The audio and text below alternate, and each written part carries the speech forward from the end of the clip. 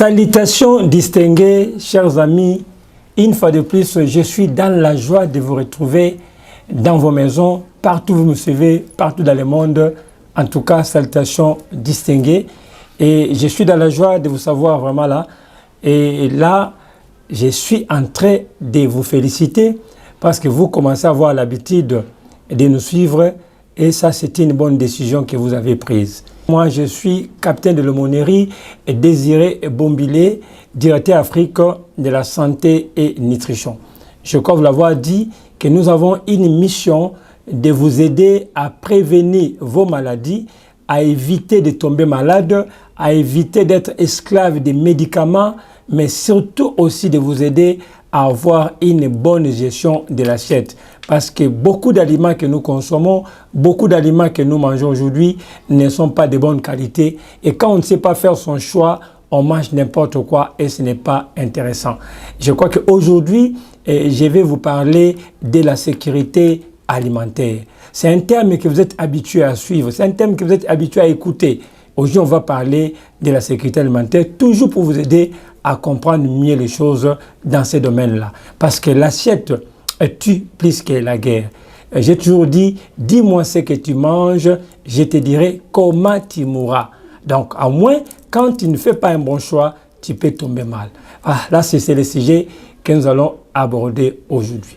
Alors, avant qu'on arrive là, on va rentrer du côté de la régie, juste pour souffler un peu, et puis on va entrer dans les belles choses. À tout à l'heure.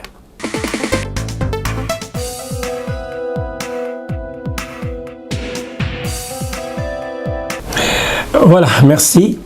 Comme je l'avais annoncé, aujourd'hui, nous parlons de la sécurité alimentaire. Le mot sécurité alimentaire, ce n'est pas un mot nouveau. On en parle toujours, nos politiciens le disent.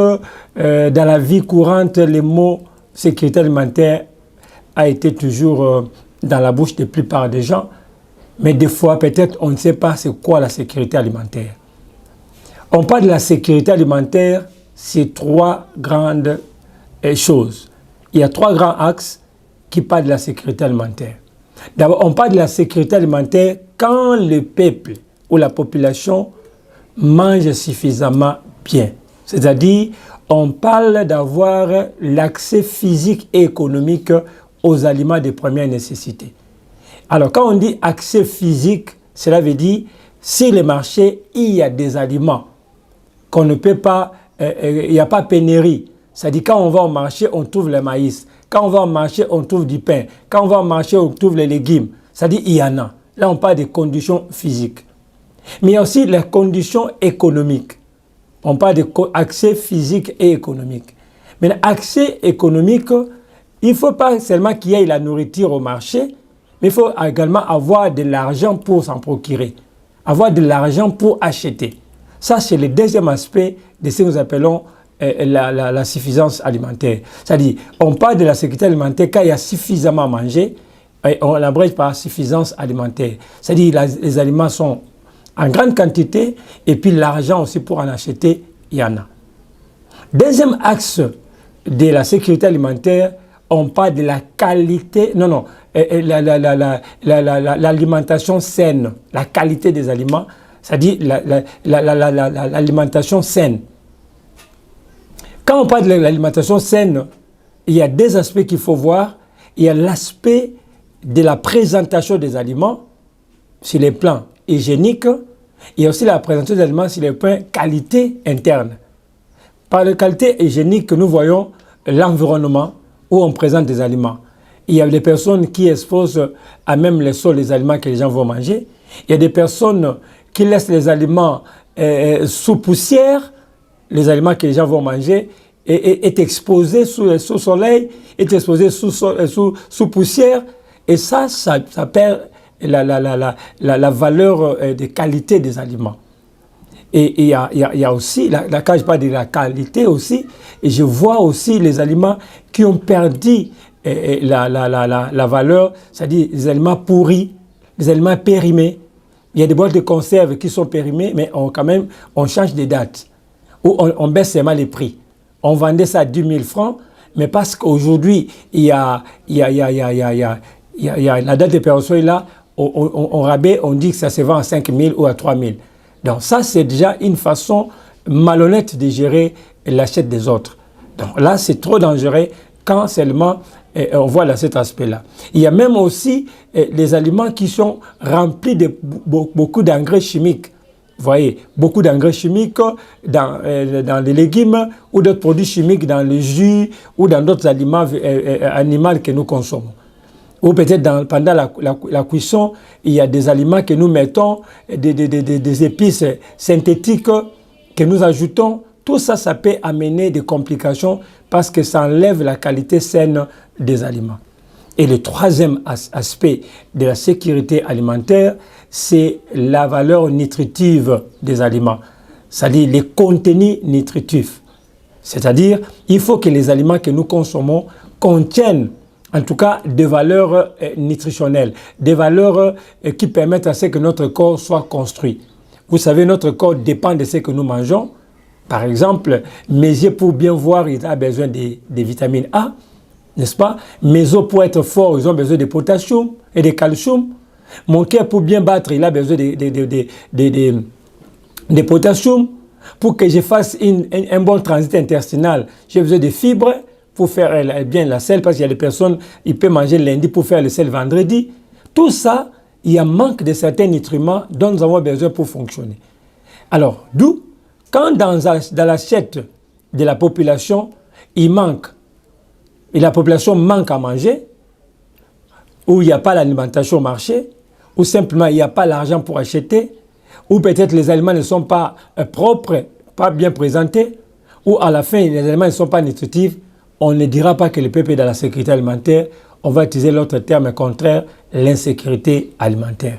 C'est là où maintenant je disais l'autre fois que l'assiette tue plus que la guerre. Parce que quand on ne sait pas choisir son assiette, on ne sait pas être exigeant dans ce qu'on met dans son assiette, facilement on peut tomber malade. Facilement on peut compliquer sa santé et puis la vie s'arrête là. Vous voyez. Donc c'est très important. Alors, la sécurité alimentaire, c'est une mission pour tout le monde. Je lisais dans le programme des Nations Unies, on dit parmi les grands défis que le monde a aujourd'hui, le défi de l'alimentation est énorme. Le défi de l'alimentation est vraiment à prendre au sérieux. C'est pourquoi il y a beaucoup d'organismes internationaux comme PAM, comme FAO, ainsi de suite, qui militent dans ce sens-là pour que le monde soit épargné, le monde soit conservé, le monde soit protégé et que le monde ne manque pas quoi manger. C'est pourquoi il y a beaucoup de programmes du point de vue alimentaire qui se créent, qui se font. Et il y a des organismes qui luttent contre la faim, il y a des organismes qui luttent contre ceci. Tout ça, c'est dans cette grande vision de ce qu'on appelle la sécurité alimentaire.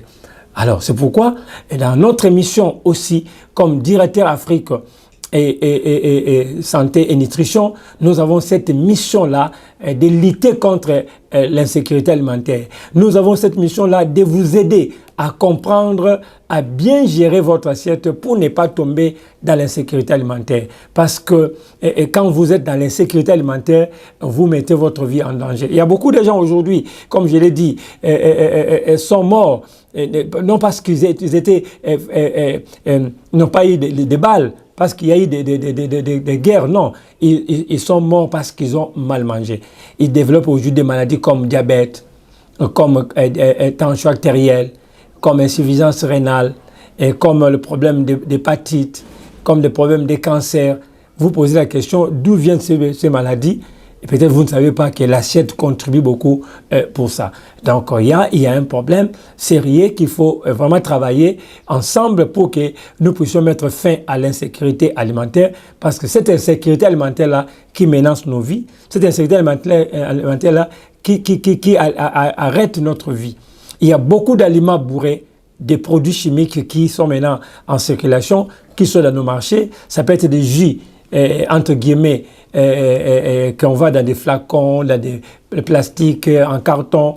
Et d'autre part, il y a aussi ce qu'on appelle communément des vivres frais, des aliments du monde animal, où on ajoute certains produits pour la conservation, ces aliments-là peuvent être compliqués pour la santé. Et il y a aussi des conservateurs avec des boîtes de conserve que nous prenons de part d'autres, ça peut aussi influencer négativement notre santé. Donc, vous comprendrez que notre vie dépend de notre assiette. Notre vie dépend de ce que nous mettons dans notre assiette. C'est pourquoi on doit être très vigilant pour ne pas tomber dans ce piège-là. C'est pourquoi la sécurité alimentaire doit marcher dans nos têtes. Partout que vous mangez, ne mangez pas ce qui est exposé sous le soleil, ne mangez pas ce qui est exposé aux poussières, ne mangez pas ce qui est périmé, ne mangez pas ce qui est pourri, ne mangez pas ce qui n'est pas bien présenté, ne mangez pas ce qui n'est pas bien conservé.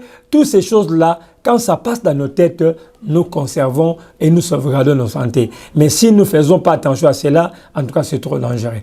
Vous allez voir même ceux qui font des barbecues par-ci, par-là, et des fois, les conditions dans lesquelles ils présentent ces aliments-là que nous consommons ne sont pas de bonnes conditions appréciables. Vous voyez, ça n'est pas appréciable par rapport à notre santé. Vous allez voir, par exemple, chez nous, au Congo, on parle de poulet mayo.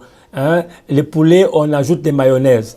Mais vous allez voir qu'avec les conditions d'ailleurs, d'abord qu'on fabrique ces choses-là, ne sont pas des conditions vraiment appropriées. Alors tout ça, ça peut amener trop de complications pour la santé. C'est pourquoi vous avez intérêt à être vigilant, vous avez intérêt à être exigeant, c'est tout ça, exigeant par rapport à votre assiette. Ne mangez pas parce qu'il faut manger, mais mangez beaucoup plus parce que vous avez besoin de conserver votre santé.